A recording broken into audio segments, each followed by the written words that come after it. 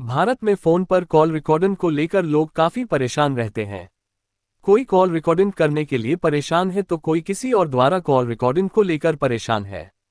IPhone वाले इस बात से परेशान रहते हैं कि उनके फोन में कॉल रिकॉर्डिंग की सुविधा ही नहीं है। यदि आप भी इनमें से किसी भी कैटेगरी में आते हैं तो ये खबर आपके बहुत ही काम आने वाली है। अब फोन पर किसी के कॉल को रिकॉर्ड करना महंगा पड़ सकता है।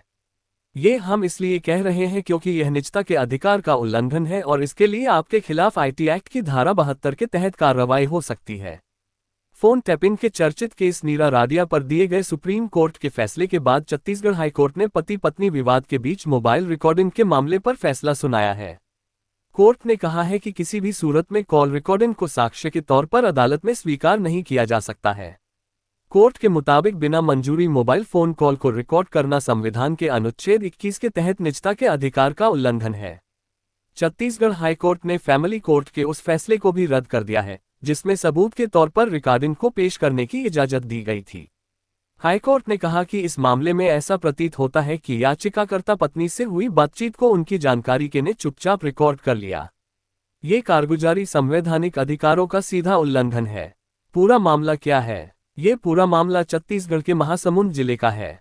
यहाँ पत्नी ने फैमिली कोर्ट में पति से गुजारा भत्ता दिलाने के लिए आवेदन किया था, जिसके बाद पति ने फैमिली कोर्ट में पत्नी की बातचीत की रिकॉर्डिंग करने और उसे कोर्ट में साक्ष्य के रूप में पेश करने की मंजूरी मांगी थी। पति ने पत्नी के चरित्र पर भी आरोप लगाया था।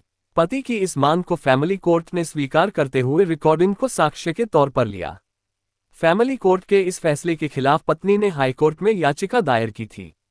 क्या है कानून? यदि अगर किसी की इजाजत के बिना मोबाइल या फोन रिकॉर्ड की जाती है तो वह आईटी एक्ट 2000 की धारा 72 का उल्लंघन है।